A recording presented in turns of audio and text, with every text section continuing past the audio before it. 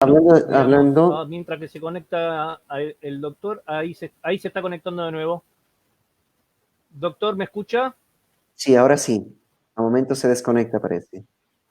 Sí, no importa, pero veníamos bien con la filmina anterior, ¿sí? El último punto de la filmina Perfecto. anterior.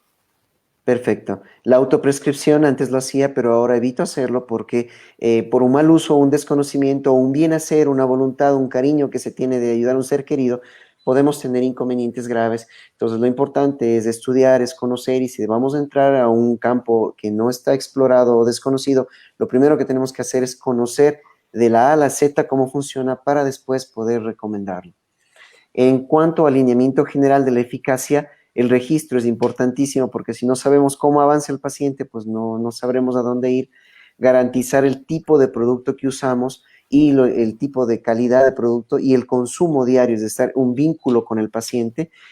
Otra cosa importante es no creer que la pitoxina es la que va a hacer todo el trabajo y guiarnos de que con el uso de la pitoxina no pasa nada más. Eso es un error gravísimo que cometemos. El uso de otros métodos, de otros sistemas y de otros productos de colmena es lo que hace que la apiterapia sea tan generosa y tan grandiosa. La modificación de la dosis y del estímulo debe ser muy suave, muy despacio y no respondiendo a mecanismos de estudio o a recomendaciones externas, sino al paciente, al resultado que le está dando, a la respuesta que le está dando el cuerpo de esa persona.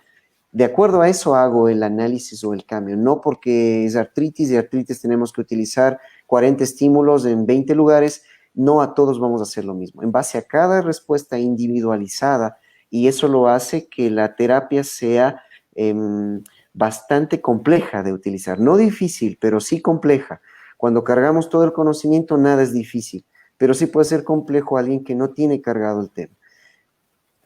Establecer los lapsos de tiempo que habíamos hablado y establecer si el tratamiento será a largo plazo. En esto metemos estadística. En la estadística que yo llevo, determino que del 12 al 14% de las personas que llegan a nuestros centros de apiterapia tienen que ser estimulados con apitoxina por largos periodos de tiempo, inclusive años. Hay pacientes que ya llevan 13 años conmigo, 14 años, inclusive algunos que inclusive antes de que yo inicie la apiterapia ya estaban con el tema de aplicación de veneno de abeja. Entonces, si una persona o sus consultorios de los que me están escuchando sobrepasa del 10 al 14% de personas que tienen que ser estimuladas por largos periodos de tiempo, quiere decir que estamos aplicando apitoxina de una manera desmesurada o que no estamos utilizando otros mecanismos, porque recuerden que es el individuo y la persona la que tiene las capacidades orgánicas para llegar al equilibrio. Ahora, no estamos hablando de una persona que tiene la falta de un miembro, por ejemplo, o que tiene una enfermedad que tiene secuelas irreversibles. En ese caso, tendremos que utilizar a más a largo plazo, pero no sobrepasa del 12 al 14%, sin considerar, obviamente, las personas que tienen una dolencia como las que he indicado, que ha sido por una falta de un miembro o alguna cosa catastrófica que alguna enfermedad causó o viene causando al momento de utilizar la pitoxina. Y por supuesto, para tener una eficacia adecuada hay que identificar las recaídas. Las recaídas se dan a veces por falta de pitoxina, pero no es siempre. Es a veces por un mal uso del cuerpo y por exposición a alimentos inadecuados, a toxinas inadecuados, a pensamientos y emociones inadecuadas que nos traerán recaídas. Entonces, tenemos que vincular no solo una recaída con aumento de dosis de pitoxina, sino una recaída como que todo el sistema orgánico fracasó, pero hay que buscar la causa. Y muchas veces la pitoxina no es la causa de la recaída, sino otros hechos que en el individuo existen y que a veces, si no los consideramos, causan aumento de dosis. El aumento de dosis causa una alergia, una intolerancia, o que sencillamente después la pitoxina no tenga una respuesta óptima y dicen, no, ya la pitoxina no le sirve a esta persona. Y no fue eso, sino que no consideramos otras variables, otros axiomas que siempre tienen que estar presentes en nuestra mente. Hablando como lineamientos generales, pues una vez que determinamos esto y una vez cargada la información que espero haber llegado a sus sentidos y a su conocimiento para complementar lo que ya sabían o para abrir la mente a la gente que está empezando esto, vamos a determinar ahora sí las reglas para la inducción del uso de la pitoxinoterapia. Estas reglas están basadas en la apiterapia, en evidencia estadística y ética, y están escritas en el Manual de Protocolos y Procedimientos en Apiterapia. Cada vez las voy implementando, cada vez las voy mejorando, pero ahora en esta oportunidad que tengo de llegar en el 2020, en agosto, 5 de agosto, están indicadas acá. La pitoxinoterapia es más estímulo dependiente que dosis dependiente. Antes decía que no lo es. Ahora sé que sí, sí, pero no en gran medida. Es decir, es el estímulo que hago lo más importante antes que la cantidad de apitoxina que estoy aplicando. Eso en la mayoría de casos, y eso tenemos que llevarnos siempre en la mente.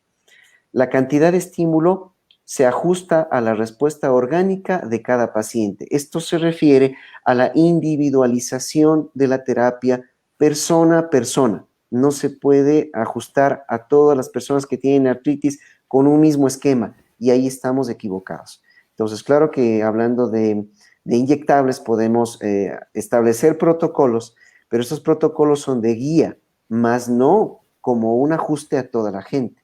Ahí nos diferenciamos mucho en la parte alopática. Yo soy médico cirujano general alópata, pero considero que hay errores gravísimos en la estructura de formación de los médicos, y yo me incluyo, y en eso está ligado. Y la apiterapia no podemos ajustarla a esa línea de pensamiento porque tendremos problemas en su uso. Tercero, la frecuencia de aplicaciones la marca el paciente, no el terapeuta. Esto se refiere a la respuesta.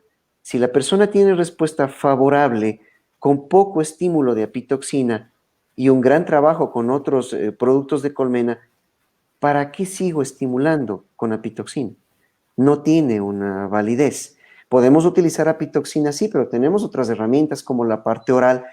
A utilizar apitoxina oral y vemos que hay una mejoría, yo no le expongo a una toxina, una sustancia que, como vimos antes, es de cuidado. Entonces, tenemos formas y mecanismos de que esto suceda, pero nos marca el paciente, no el terapeuta. Es decir, yo tengo que ir a trabajar a la ciudad de Loja, y en Loja tengo que estar el miércoles, y el miércoles tengo que aplicar apitoxina a todo el mundo, porque no, eso es un error del terapeuta. Cada persona marcará y nos adaptaremos para que se individualice la terapia. Es complicado, es difícil, es complejo, pero esto debe tener una complejidad, porque si no todo el mundo lo llevaría. Y esta complejidad también va a dar un resultado adecuado. Es decir, que todo lo que hagamos por aprender, por estructurar y por tener normas y procedimientos terapéuticos hará que tengamos una respuesta adecuada. Por último, el diagnóstico es una variable secundaria sin que sea desmeritorio. Vemos que la pitoxina con sus mecanismos va a actuar en todo tipo de enfermedades sin mayor diferencia. El tiempo de respuesta sí variará. En las recomendaciones es los no del uso de la pitoxina. Y aquí quiero tener escrito las principales no que tenemos que tener en cuenta siempre. No exponga paciente a dosis de estímulos innecesarios, no aumente la dosis de estímulos si tampoco es necesario, no aplique diariamente la pitoxina, no deje de aplicar la pitoxina al menos una vez por mes y no insista si no hay una respuesta. No olvide evitar aplicación si hay antecedentes, no olvide tener protocolo de auxilio inmediato, no deje el aguijón más de 1 minuto, no deje restos de aguijón, siempre limpie el área. Y por último, tenemos siempre llevar un registro de historia clínica completa y del protocolo que estamos siguiendo.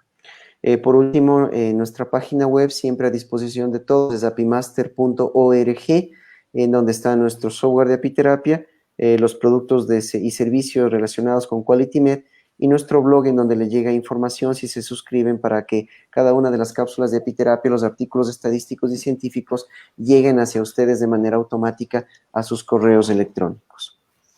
Eso es todo. Para mí un gusto y un placer haber compartido con todos ustedes esta nueva información que tenemos y del uso de la pitoxina y los lineamientos generales. Pues ahora doy paso a Rodrigo para que nos hagan las preguntas pertinentes y para llegar a la mayor cantidad de auditorio posible.